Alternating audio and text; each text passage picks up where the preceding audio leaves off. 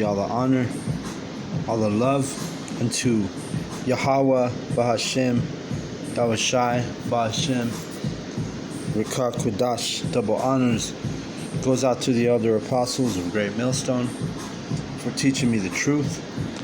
Also want to acknowledge all the Akyam who are pushing the truth with sincerity throughout the four corners of the earth. And Shalom to the elect of the nation of Israel.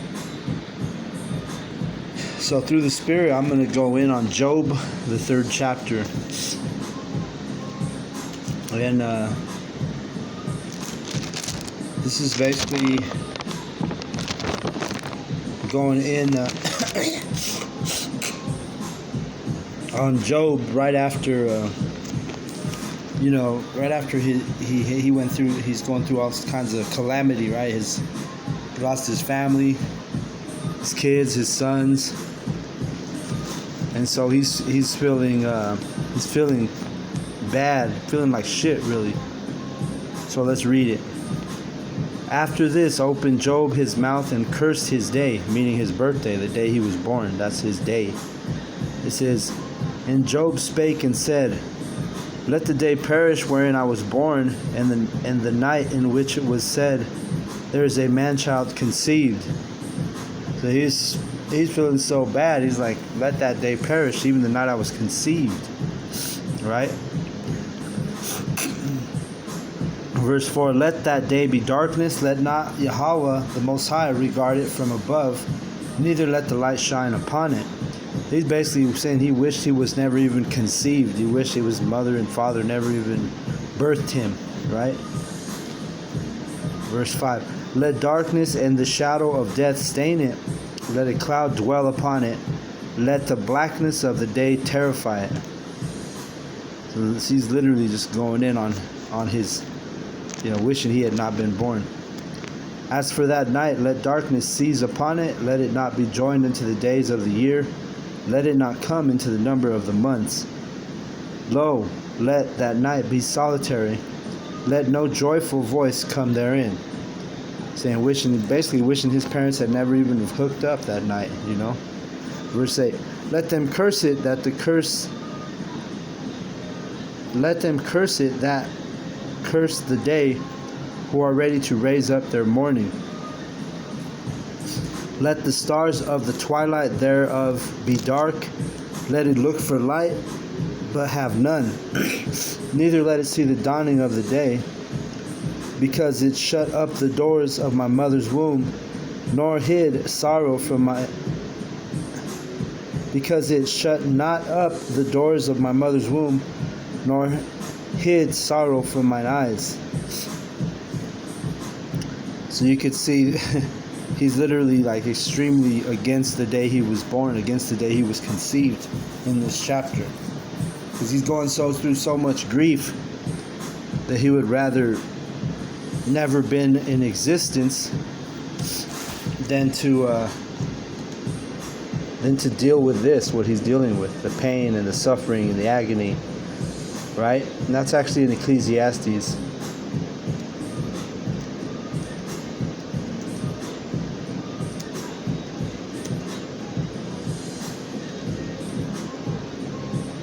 Let me see.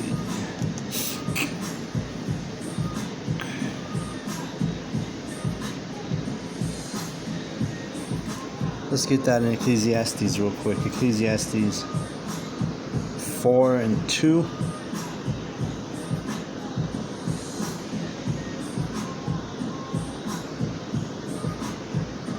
It says,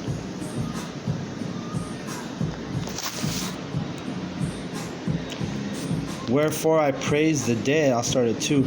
Wherefore I praise the dead which are already dead more than the living which are yet alive. Yeah, better is he than both they which hath not yet been born, who hath not seen the evil work that is done under the sun. Right? And that's kind of the spirit that Job's in right here. He's saying, I would have been better off not being born. Right? So let's go to Job 3:11. It says, why died I not from the womb, Why did I not give up the spirit when I came out of the belly? Why did the knees prevent me, or why the breast that I should suck? For now should I have lain still and been quiet, I should have slept, then had I been at rest. Meaning he's talking about he was wishing he would die as a baby rather than to go through what he was going through. And Job was a prophet, so this is pretty heavy. He was wishing that he had never been born. He had so much agony and pain and suffering. But let's keep reading. With kings and counselors of the earth, which built desolate places for themselves, or with princes that had gold, who filled their houses with silver, or as an hidden untimely birth, I had not been, as infants which never saw light. Right? And we just read that. Verse 17. There the wicked cease from troubling, and there the weary be at rest. And he's talking about being in the spiritual world, spiritual realm, being dead.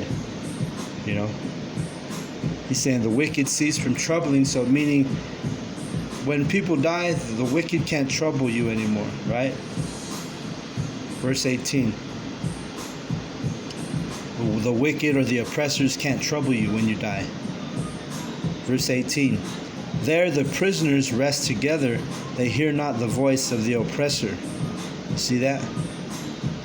So when we die, this is what Job was speaking on. If we're in captivity right now, but if we were to die, we're not going to be hearing Esau's voice, tormenting us or telling us, hey, it's time to get to work, or being prisoners here in I've told you in my last lesson, America is the prison, and we're the prisoners, because we're slaves in this country. But when we die, it says here, there the prisoners rest together, hear not the voice of the oppressor. They hear not the voice of the oppressor. 19. The small and great are there, and the servant is free from his master. You see that? Whether you were a rich man, a poor man, we come at rest, more so than being in captivity under these Edomites, which are are ruling over us right now, right, devouring us, like it tells you in what is it, 2nd Esdras.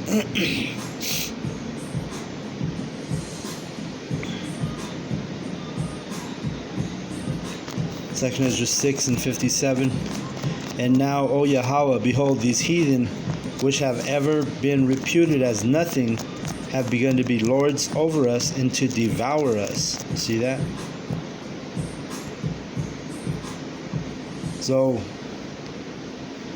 when people die, when the Israelites die, hey, you leave the oppressor, you don't hear his voice, you rest with the other prisoners. So death is not such a bad thing, right? But as Yahushua said, there's going to be some that are standing here that will not taste death. So there's balance with that, right? Because some of us are not going to taste death. Some of us are going to go up into those chariots. Let's see, Job 3:20. Wherefore is light given to him that is in misery, and life unto the bitter in soul, which long for death, but it cometh not, and dig for it more than for hid treasures. Some people would rather just die than have a wealth, because their sorrow and their grief and their agony and their pain is so bad, right? Verse 22. Which rejoice exceedingly and are glad when they can find the grave. See, so this is like a state of depression, right? And really, being prophets, being servants of Yahweh Hashem Yahushai, we shouldn't allow ourselves to get in a state of depression. Because for one, we should know and understand we're under the curses. So that alone should bring us comfort. Knowing that we're under the curses, knowing we're going to have to go through the fire, right? Through the affliction. Through the bread. Let's get that real quick.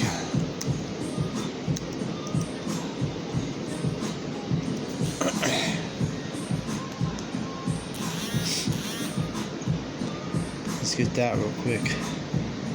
Isaiah 30 and 20. And though Yahweh give you the bread of adversity and the water of affliction, yet shall not thy teachers be removed into a corner anymore, but thine eyes shall see thy teachers. Alright? So now we have prophets popping up, on YouTube, on the street corners, bringing us comfort, especially of the elect, right? So really, we shouldn't be in a state like Job is in a depression where we wish that the day that we were conceived never existed, or the day we were born perished, right? Or that we should have given up the spirit when we came out the belly, right? That's not the right mindset to be in, right? Because now you can see your teachers, so now you know, hey, Yahweh's given us the bread of adversity, water of affliction. We're going to go through some hell. It's expected, right? Patience, the word patience, it means suffering. So, whatever we're going through, whatever you're going through, you gotta keep grinding no matter what, man. And this truth brings comfort. And if you're in a spirit of depression, or things are just bringing you down to the point you wish you would have gave up the spirit when you came out of your mother's belly, then that's not the right spirit to be in.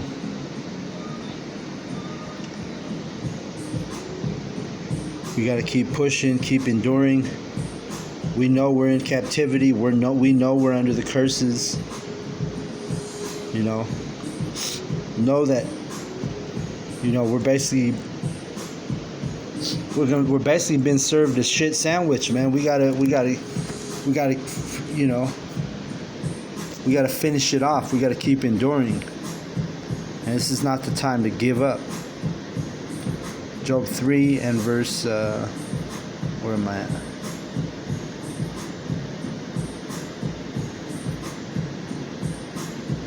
(23). Why is light given to a man whose way is hid, and whom the Most High hath hedged in? For my sighing cometh before I eat, and my roarings are poured out like waters. You see that? Again, Job is in a fucked up state of mind right here in this chapter. Verse 25. For the thing which I greatly feared is come upon me, and that which I was afraid of is come unto me. Think about that for a moment, Think about the thing that you fear the most. Think about the thing that is the worst possible thing that could happen to you in your mind. Maybe it's something happening to your kids. Maybe it's something happening to you, right? Whatever it is, whatever the worst thing that could come upon you, and it comes upon you. How would you deal with that? Would you still have a spirit of endurance? Would you still have a spirit to do the work for Yahweh Hashem Yahushai? These are all things that we have to consider, because we're coming into Jacob's trouble, and we're going to have affliction. We're going to have adversity. You see? So how are we going to react if these type of things happen to us? Are you going to give up? Think about the chip. Are you gonna fold when the hour of temptation comes, and you're gonna end up folding and take the chip? And the answer is, we got to build our spirit up so that we are prepared. You got to consider all evil that could come upon you. All right? Let me read this last verse. I was not in safety, neither had I rest, neither was I quiet, yet trouble came. You see that? So we're vastly approaching Jacob's trouble. And how are the men going to deal with this? How are the men of Yahweh B'Shem Yahushai, the ones prophesying on the street corners, prophesying on YouTube, how are we going to deal with the trouble that anything could happen, man? Let me read this real quick. Jeremiah 30:7. Alas, for that day is great, so that none is like it. It is even the time of Jacob's trouble, but he shall be saved out of it. All right? So we always got to keep that mindset, man, of endurance. And endurance means you're being made hard, right? You should be able to let go of anything and be able to still move on.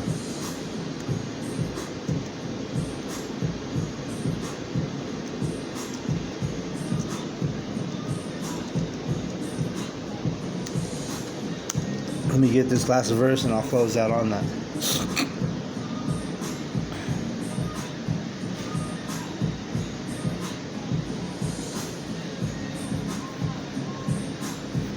This last verse is what I'm going to close on.